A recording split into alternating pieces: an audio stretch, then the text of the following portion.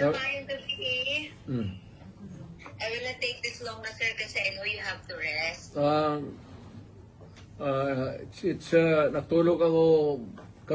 natulog kami buong araw, ma'am.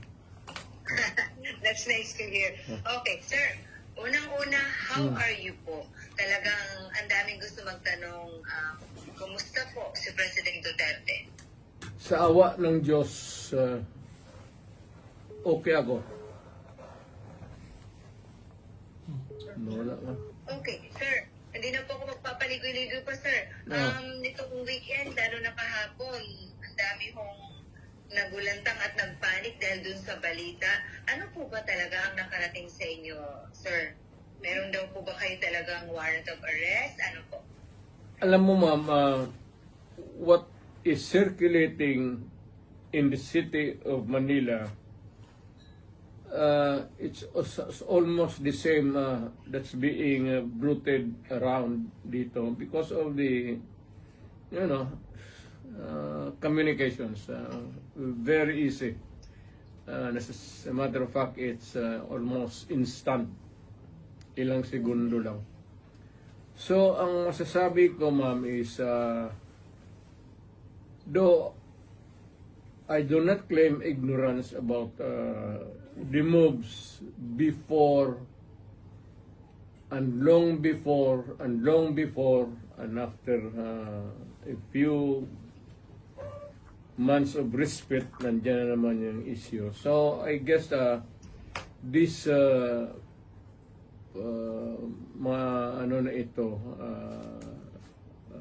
issues, I would call them, would hound me until the dying days of my life. Okay. So, ano to, sir? So, they won't really stop. Again? So, talagang hindi sila titigil, sir? No, as I remain, mainly if I remain to be a politician all the year round. But it might simmer a little bit down the line. Siguro pag hindi na masyado ako active. But for as long as I am there in the political arena of the Republic of the Philippines, I would be a constant, not really issue, but a good copy for whatever I say or whatever I do, and what happened yesterday and what will happen tomorrow. Alright. Ganon okay. Sir, okay. Sir, does this bother you, sir? Itong mga naglutangang information na meron ng warrant sa inyo? Warrant of arrest? Alam mo, ma'am, sa totoo lang, I have been in politics for almost nearly 30 years. Been mayor, lahat ng klaseng issue. Firstly as vice mayor, then congressman, then as president.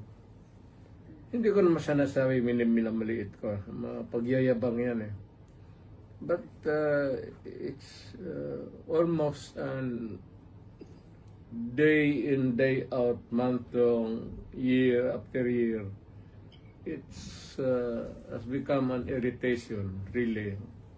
Especially if patanda ka na and you still have to deal with the same questions and issues until now. Pero I take it as part of my political life. Kasi nandyan ay early on nagpasok ako sa gobyerno as a prosecutor that verily as early as ilang taon lang pumasok na ako sa politika. Okay. Sir, kung sakali nga po na meron at kayo ay pasoman po, will you appear? Again, ma'am. If ever na meron nga po talaga, kung talagang totoo nga itong warrant of arrest ng mga lumutang, kung sakaling meron nga talaga, what's your plan po? Will you appear kung sakaling ipasoman po kayo, sir? I would say that not really appear on non-appearance, but I will deal with the problem directly, frontally. As a lawyer, gagamitin ko na yung pagka-abogado ko. Okay, sir.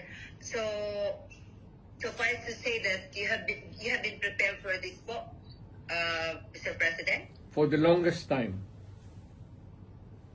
For the longest time since, as far as I can remember, maaga ako ng ilang years early on, so that would be around siguro, put it lightly, mga first 5 years, first term, second term, nandyan na yan. So, I have learned to deal with the problem directly, frontally, and walang pasikot-sikot. Alright. I have been very frank all these years. Alright. Okay. Sir, aside from this po, sir, meron din pong i-finance sa inyo sa DOJ na inciting to sedition. Unang-una, what's your take on this po, sir, na kayo po ay napailan ng ganito, sir? Is it the sedition ngayon? That's different, sir. Aside from ICC, sir, meron din po, di ba, sir, may pinal din po sa inyo inciting sa DOJ? Inciting to sedition? Wala akong alam yan. Ngayon lang. Alam ko na may plano na idemanda ako, pero specific sa ngayon ko lang nalaman. Yun naman sa ICC, matagal na yun. Whatever course it might turn to, I am ready for it. Kasi dumaan ako sa trabaho ko, ma'am, as an appointed elected official of the Republic. I do not no excuses to give.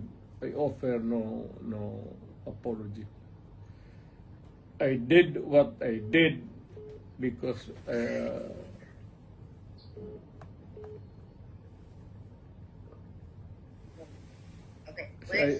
to continue, I said I did what I had to do kasi trabaho ko at ginawa ko. Whether or not it would run me down or push me up, it's too early and it for history to make the accurate count. I do not want to judge myself, except that I answer the problem, the questions, whenever it crops up. Alright. Okay. Sir, amidst all these, issues about your, the arrest warrant po ng ICC, pinag-uusapan din po ngayon, syempre, yung impeachment po ni VP. Is it true that are you really going to join his defense panel, Mr. President? In her, rather, defense counsel po. In her defense team. Ma'am. Yes. You still join, sir? Pero Yes. you want the defense, the lead counsel anymore, sir? Well, I will deal with the multiple problems as they come along. And there will be a lot of them. But the basic issues remain the same. Alright. Sir, nakapag-usap na po kayo ni VP? She was beside me a few minutes ago, after dinner. Alright. It's good to hear you have dinner together. Sir, ano pong pinayo niyo sa kanya, sir? If there's any po. Na pag nawala ako sa political scene, either natanggal ako o namatay ako or whatever, for any reason, sabi ko sa kanya, hiningi ko na sa Pilipinas na tulungan ka pagdating ng panahon mo. At tumakbo ka ng presidente. At continue. Hindi ko hinarang yan, ma'am. Ngayon na lang. Of late. Because I think I'm pretty with this kind of problem pa ulit-ulit. Sabi ko, sige, sundin mo na for all the unanswered issues, ikaw na ang magpatuloy ng sumagot. At kung mapresidente ka man, sundin mo lang yung style ko at okay ka. Huwag kang matakot, sabi ko, makulong ka. So did you say sundin ang style mo? Oo. Anong particular, sir, ang style ni PRRD ang gusto niyo makuha po ni VP Sara para mag-think okay talaga? You cannot change the Philippines overnight into a trouble-free country. But you can minimize the misery of the people in the hands of the oppressors and the criminals and all. Pwede mo na rin patayin lahat para isang hearing na naman. Sir, kaya yung mga ganyang salita mo, sir, kaya ano eh. Ah. Anyway, sir, Tama yan. sir, napag-usapan niyo ba ni Tito yung about sa kanyang impeachment, sir? Hindi naman naniniwala yung babae niya ng payo. At saka, hindi naman interesado yan kung ma-impeach talaga siya o impeachment proceeding. The trial itself, you should not worry a bit. I do not know, but makita mo naman yung sa karakter ng babae na yan. It's totally indifferent yung mga problema na yan. I mean, she can always respond. As always, she has been responding to me. Well, I can always transfer to a new life, a new beginning. Ganon yan siya eh. So, pagka ganun ang kausap po ang tao, hindi mo mabigyan ng payo. What for? Hindi naman nakikinig. Okay. Sir, what made you change your heart? Kasi alam namin nung una, lagi niyo pong dinidiscourage si Ma'am Inday na wag talagang tatakbo kasi you've been there. Alam niyo, ayaw niyo siyang mahirapan. What made you change your heart and mind and now you're convincing your daughter to run na po for president? Why the change of heart po? Para yung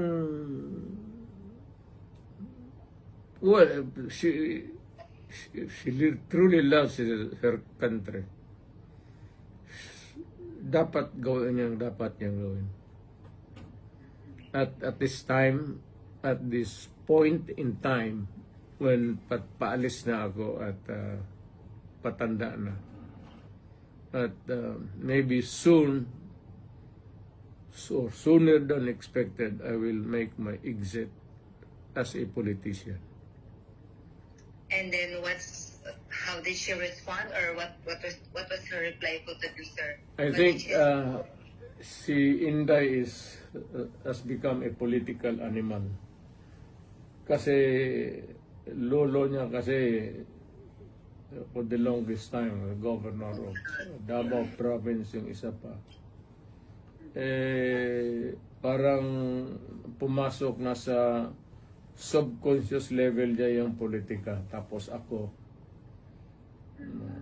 tagal ko sa Okay. Sir, may I just go back po doon sa ICC, nung pumutok po pala ito kahapon, sinabi po ng Malacanang na nagre-ready po sila for any eventualities. Meron nga po bang dapat